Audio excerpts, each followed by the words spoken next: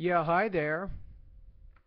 And these comments, I'm just going to use the first letter of your name, L. And let's take a look at your situation now. I'm not going to give all of your information here because I want to keep this private, even though this is a public video. Okay, so you are a student who is studying in a master's program here in the United States. So you were admitted into a master's program, but you did not meet the requirements, the TOEFL IBT requirements, 79 to 80 before graduating.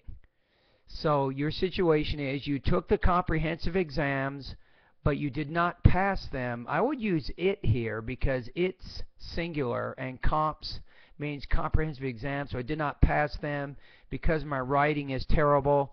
My advisor requires, you want to put the S there because advisors is singular, requires me to pass the TOEFL before retaking comps. I know how hard it is to pass.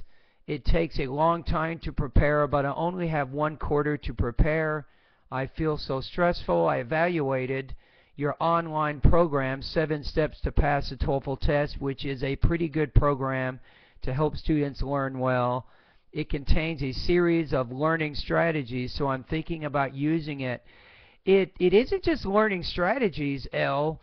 My online course has 170 hours of instruction, over 330 videos in 7 areas: vocabulary, pronunciation, grammar, listening, reading, writing, and speaking areas. So you asked me, in terms of advice, you said, is there any discount for students who go to this school? The answer is no. My service is already discounted enough. It's only $35 a month. And you'll get feedback from me when you do the pronunciation, speaking, and writing practice tests, right? So that's your situation. Now, initially, in my email, I said to you, I said 1 quarter is not enough time for you to get your English skills where they need to be. You should have met the TOEFL requirement before starting your MA program. I think that's important there. That's really the big problem, because remember that motivation is a very key ingredient to learning a new language, and motivation is very powerful in helping someone to study and prepare for the TOEFL. So because you were admitted without passing the TOEFL into the program, you were not motivated to study TOEFL. So you didn't really improve your vocabulary skills. You probably didn't work too much on improving your pronunciation skills.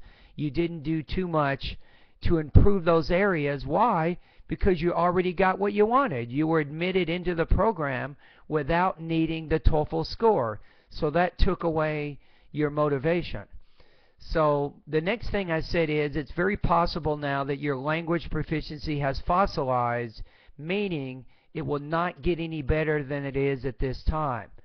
So I said, I'm sorry, I do not recommend that you take my course. Now what I was saying is, and you also emailed me back saying that you were frustrated, what I'm saying is if you have been in the United States already, let's say 2 years, and if you have already completed your master's program except for the comprehensive exams, and if even now your English abilities are still not higher than 79 to 80 on the TOEFL IBT, and you still have not improved your writing proficiency, I mean, why would it change in 4 weeks? That's my question. I don't see how anything will be different 4 weeks from now than it is now. Now, it's true that my online course is an excellent course. It has terrific instruction. It has great videos. It has all kinds of skill-building exercises, but do you want to use it? Will you use it? I mean, are you motivated enough to use it? Remember 3 things, L. In order to really improve your academic English proficiency, there's 3 key things. Number 1, you have to be motivated to become better. Now, it looks like you're telling me from your email that you are motivated, right? Now, number 2 is you have to practice. You need to practice a lot in order to get better, and then obviously you have to have a good attitude. And then maybe the last thing is you have to practice over an extended period of time. Now, what fossilization means, fossilization is a term that we use in linguistics, in the field of English as a second language, which I think is also your area. But fossilization means that there becomes a point to where your brain decides, for whatever reason, that it does not need to learn any more English. It's kind of like an unconscious decision. And then your English abilities get stuck. Now, usually, if you've been through a MA program for a year and a half or 2 years and you still not have improved, that's why I made the statement that your English proficiency has most likely fossilized. If it is fossilized, there's not really a lot you can do there. I don't know how you can overcome that. That's very difficult to do. Now, if you're interested, I mean, you can certainly join my online course. I don't want to limit who will join my course. I was just saying in my email that you are very likely, you will probably not make very much progress at all based on your situation. Remember that I've been teaching TOEFL preparation now since 1994, and I have seen several different students who are in your exact situation, and they did not get any better, no matter what they did. Now, maybe you can prove me wrong. Maybe, right? Are you ready to prove me wrong? Think about that for a minute. Now, if you are interested, let me tell you a little bit about my 7-step system. As I told you a minute ago, there's over 170 hours of instruction. It begins with my vocabulary section, which has a series of lessons and exercises to help you learn 1,700 vocabulary words. I don't think you can do that in a month. Just that one section is really 8 weeks study time.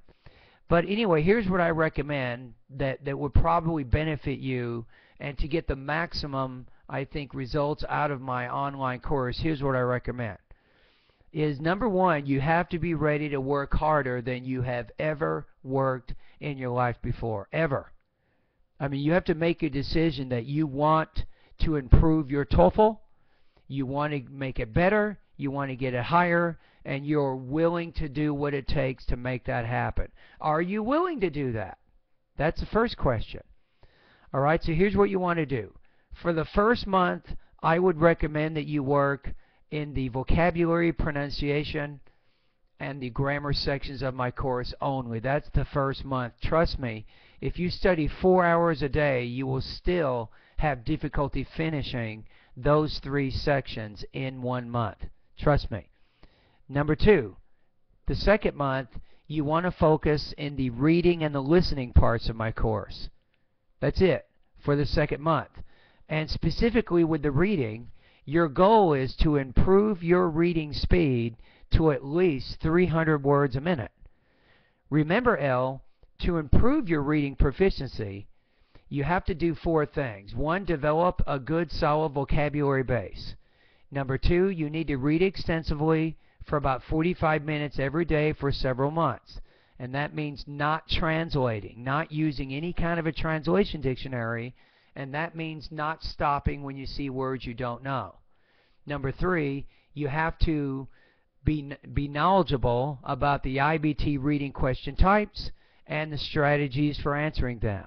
That's very, very important. And the last thing you want to do is increase your reading speed.